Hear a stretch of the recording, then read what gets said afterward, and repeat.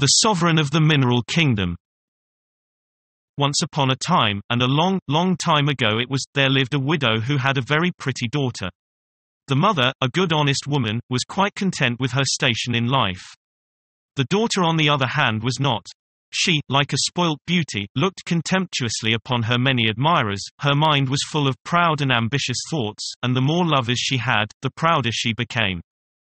One beautiful moonlight night the mother awoke, and being unable to sleep, began to pray to God for the happiness of her only child, even though she often made her mother's life miserable. The fond woman looked lovingly at the beautiful daughter sleeping by her side, and seeing a smile fix itself on her face, she wondered what happy dream had visited her. She finished her prayer, and laying her head on the girl's pillow, fell asleep. The next day she said, "Come, darling child, tell me what you were dreaming about last night, you looked so happy smiling in your sleep." "Oh yes, mother, I remember. I had a very beautiful dream. I thought a rich nobleman came to our house, in a splendid carriage of brass, and gave me a ring set with stones that sparkled like the stars of heaven. When I entered the church with him, it was full of people, and they all thought me divine and adorable, like the Blessed Virgin." "Goodness, my child, what sin! May God keep you from such dreams." But the daughter ran away singing and busied herself about the house. The same day a handsome young farmer drove into the village in his cart and begged them to come and share his country bread. He was a kind fellow, and the mother liked him much.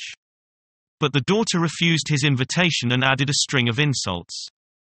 "Even if you had driven in a carriage of brass," she said, "and had offered me a ring set with stones shining as the stars in heaven, I would never have married you. A mere peasant."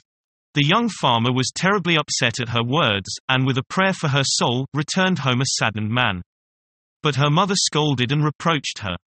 The next night the woman again awoke, and taking her rosary prayed with still greater fervor, that God would bless her child.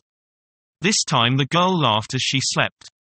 "What can the poor child be dreaming about?" she said to herself, and sighing she prayed for her again. Then she laid her head upon her pillow and tried in vain to sleep.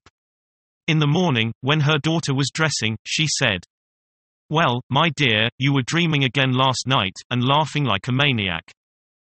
"Was I? I dreamt a nobleman came for me in a silver carriage and gave me a golden diadem.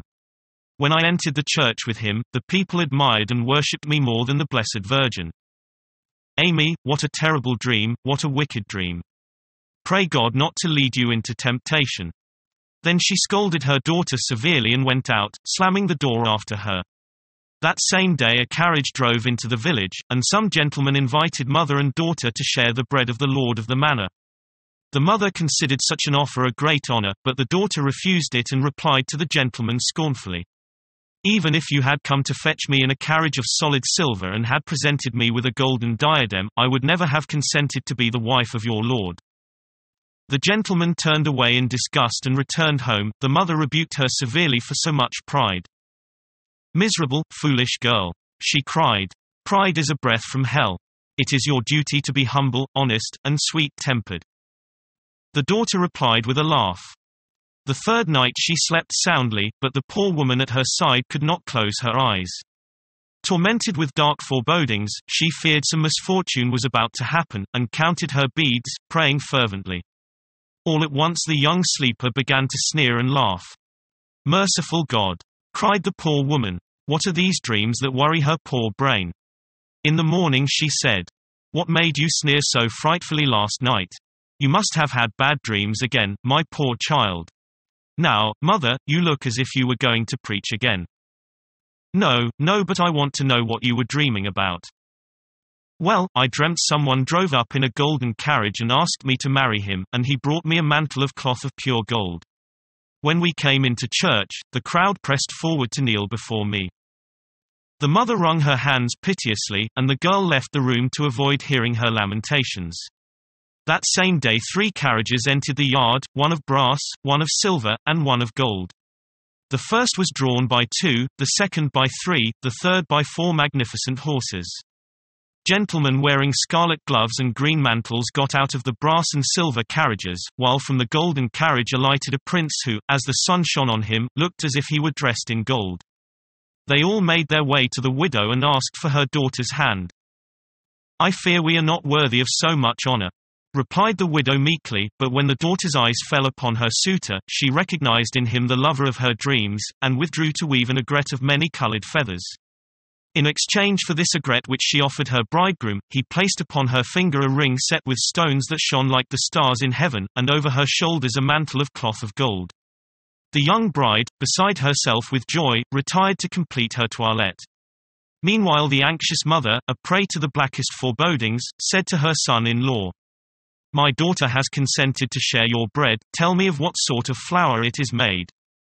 "In our house we have bread of brass, of silver, and of gold, my wife will be free to choose."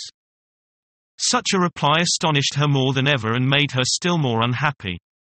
The daughter asked no questions, was in fact content to know nothing, not even what her mother suffered. She looked magnificent in her bridal attire and golden mantle, but she left her home with the prince without saying goodbye to her mother or to her youthful companions. Neither did she ask her mother's blessing, though the latter wept and prayed for her safety. After the marriage ceremony they mounted the golden carriage and set off, followed by the attendants of silver and brass. The procession moved slowly along the road without stopping until it reached the foot of a high rock. Here, instead of a carriage entrance, was a large cavern which led out into a steep slope down which the horses went lower and lower. The giant Zamo-Traz closed the opening with a huge stone. They made their way in darkness for some time, the terrified bride being reassured by her husband. "Fear nothing," said he. "In a little while it will be clear and beautiful." Grotesque dwarfs, carrying lighted torches, appeared on all sides, saluted and welcomed the King Kovlad as they illumined the road for him and his attendants. Then for the first time the girl knew she had married Kovlad, but this mattered little to her. On coming out from these gloomy passages into the open they found themselves surrounded by large forests and mountains, mountains that seemed to touch the sky. And, strange to relate, all the trees of whatsoever kind, and even the mountains that seemed to touch the sky, were of solid lead. When they had crossed these marvelous mountains the giant Zamo-Traz closed all the openings in the road they had passed. They then drove out upon vast and beautiful plains, in the center of which was a golden palace covered with precious stones. The bride was weary with looking at so many wonders, and gladly sat down to the feast prepared by the dwarfs. Meats of many kinds were served, roasted and boiled, but to her astonishment, they were all made from metal. Brass, silver, and gold. Everyone ate heartily and enjoyed the food, but the young wife, with tears in her eyes, begged for a piece of bread. "Certainly, madam, with pleasure," answered Kovlad. But she could not eat the bread which was brought, for it was of brass. Then the king sent for a piece of silver bread, still she could not eat it, and again, for a slice of golden bread, that too she was unable to bite. The servants did all they could to get something to their mistress's taste, but she found it impossible to eat anything. "I should be most happy to gratify you," said Kovlad, "but we have no other kind of food." Then she realized for the first time in whose power she had placed herself, and she began to weep bitterly and wish she had taken her mother's advice. "It is of no use to weep and regret," said Kovlad. "You must have known the kind of bread you would have to break here, your wish has been fulfilled." And so it was, for nothing can turn back time. She would have no opportunity to take a different path. The wretched girl was obliged henceforth to live underground with her husband Kovlad, the god of metals, in his golden palace.